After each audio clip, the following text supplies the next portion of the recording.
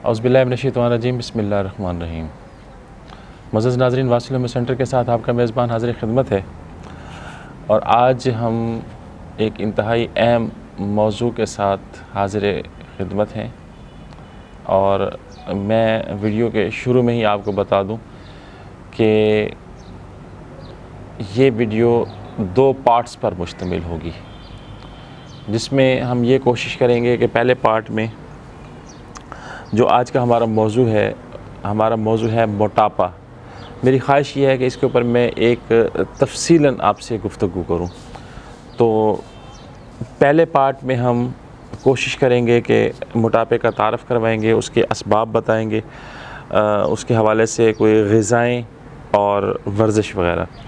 फिर पार्ट 2 में जो होम्योपैथिक इलाज हम बताएंगे। वैसे तो होम्योपैथिक इलाज में मोटापे के लिए कम अज़ कम 137 अद्वियात हैं, लेकिन मैं अपने तजर्बे से और कुछ किताबों के हवाले से तकरीबन 11 अद्वियात आपके साथ शेयर करूंगा इलामात के मुताबिक। गुजाइश के कि हर बंदे को एक ही दवा दी जाए और उसका मोटापा ठीक हो जाए, ऐसा होम्योपैथिक में कतन मुमकिन नहीं है। तो इस चीज़ को समझते हुए मैंने कोशिश की है कि चीदा 5-5, 10-10 इलामात के ऊपर जो दवा मुनासिब बनती है वो आपके साथ शेयर की जाए। तो चलते हैं आज के मौज़ू की तरफ। और आज का हमारा जो मौज़ू है ओबेसिटी, मोटापा। तो इसका जो इंट्रोडक्शन है वो छोटा सा मैं आपको करवा देता हूँ कि मोटापा है क्या, क्योंकि आम तौर पर मोटापे के हवाले से भी जो तस्वर है वो थोड़ा सा मुख्तलिफ है। तो मैं अपने तरह कोशिश करूँगा कि आप लोगों तक अपनी आवाज़ को बेहतर तरीके से पहुँचाने की कोशिश करूँ। तो मुअज़्ज़ज़ नाज़रीन, आम तौर पर मोटापे के नाम पर बाज़ार में बहुत सारी इख्तियारी अद्वियात बिकती हैं और इनके अपने मखसूस तरीके से ये ख़वास लिख देते हैं और ये इसकी सेल शुरू हो जाती है। कोई दवा जो गैर मामूली अंदाज में चंद हफ़्तों में स्लिम बना सकती है, कतन ये नहीं भूलना चाहिए कि उसके माबाद असरात कैसे होंगे और गालिब इम्कान है कि पिन्हा अंदाज में इसके बदन इंसानी पर कहीं मुज़र असरात भी पैदा हो सकते हैं। ये बात अज़बर है और इस पर गौर करना चाहिए। मोटे अफराद हज़रात या ख़वातीन की एक दवा कतन भी नहीं हो सकती, यानी हर मोटे मर्द की और हर मोटी ख़ातून की एक ही दवा होम्योपैथिक के रूह से, होम्योपैथिक फ़लसफ़ी के हवाले से कतन भी नहीं हो सकती, बल्कि मोटापे की वजह की मुताबिकत और इलामात और दवा के ख़वास हर एक की दवा मुख्तलिफ़ होती है। और इसी चीज़ को मद्देनज़र रखते हुए मैंने आज की ये वीडियो आपके साथ शेयर करने की कोशिश की है।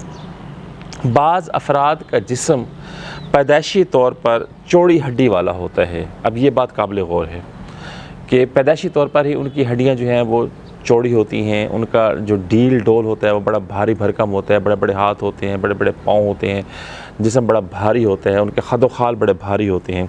तो ये अपनी कद व कामत की मुनासबत से तंदुरुस्त होते हैं और बचपन में इनके जो इस किस्म के कद व खाल के लोग होते हैं, तो बचपन में इनके जो साथी होते हैं इनको मोटा मोटा कहकर पुकारते ज़रूर हैं, लेकिन ये कतन भी मोटे होते नहीं हैं। मोटापे की जो अक़साम हैं उस पर हम बात करते हैं कि इसकी तारीफ़ कुछ थोड़ा सा ऐसे की जा सकती है कि जब दूसरों के पेट पर आपको महसूस हो कि चर्बी बढ़ी हुई वाज़े तौर पर नज़र आ रही है और पेट की खद व खाल में नुमायाँ तब्दीली है, साफ़ दिखाई दे रहा है, तो ये अफराद बेढब्बा मोटे नज़र आते हैं, तो समझ लें कि ये एक मोटापे की एक किस्म आपके पास सामने आ गई है। अब जो दूसरी किस्म के लोग होते हैं उनके बदन के हर बैरूनी उज़्व के ऊपर चर्बी की तह चढ़ी होती है और ये भी नुमायाँ तौर पर वाज़ेह होती है, तो ये भी एक किस्म में अब शुमार होगा। यानी पहली किस्म और दूसरी किस्म ज़्यादा ख़तरनाक हैं क्योंकि इसका इलाज मुश्किल से ही हो पाता है।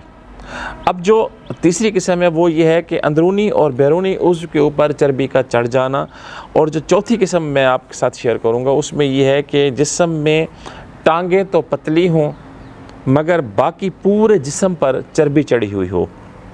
اور پانچویں قسم وہ ہوتی ہے جس میں رانے اور کولے ہی آپے سے باہر ہوتے دکھائی دیتے ہیں۔ تو یہ تھی موٹاپے کی چند ایک اقسام۔ اب ان کے جو اسباب ہیں ان پر تھوڑا سا غور کر لیتے ہیں۔ موٹاپے کے اسباب اگر ویسے ہم دیکھنا چاہیں تو بہت زیادہ ہیں، لیکن جو قابل ذکر میں نے یہاں آپ کے لیے نوٹ کیے ہیں وہ 8 میرے ذہن میں آتے ہیں کہ ان 8 اسباب کو مد نظر ضرور رکھنا چاہیے۔ نمبر 1، مرغن غذاؤں اور سفید چینی سے بنی مٹھائی کا زیادہ استعمال جو ہے وہ موٹاپے کی طرف لے جاتا ہے۔ نمبر 2، ورزش نہ کرنا۔ نمبر 3، تساہل پسندی، یعنی وہ لوگ جن کا ہر وقت بیٹھے رہنے کا کام ہے، وہ بیٹھے ہی رہتے ہیں، مسلسل بیٹھ کر کام کرتے ہیں، اور جب اپنے کام سے وہ فارغ ہوتے ہیں تو وہ خود کو اس قابل نہیں سمجھتے، اہل نہیں ہوتے کہ وہ ورزش کر سکیں، ایکسرسائز کر سکیں۔ تو یہ وہ تیسری وجہ ہوتی ہے۔ پھر کھانا کھاتے ہی سو جانا، یہ چوتھی قسم ہے۔ پھر موروثی عوامل کا دخل ہونا، نسل در نسل موٹاپے کا آنا، یہ پانچویں سبب بن سکتا ہے۔ اور ادویات کے رد عمل سے موٹا ہو جانا، یہ اس کی چھٹی سبب ہے۔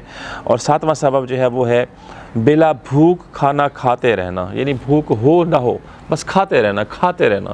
معدے کا منہ کھل جاتا ہے، اور ان ادر ورڈز یوں کہہ لیں کہ اس بندے کے اندر معدے نام کی چیز ہی نہیں ہوتی، اوجڑی بننا شروع ہو جاتی ہے، اور وہ اس کو طلب کرتی رہتی ہے کہ میں کھاتے رہو۔ پھر مردوں اور خواتین کے کچھ امراض ایسے ہوتے ہیں جن کی وجہ سے موٹاپا آ سکتا ہے۔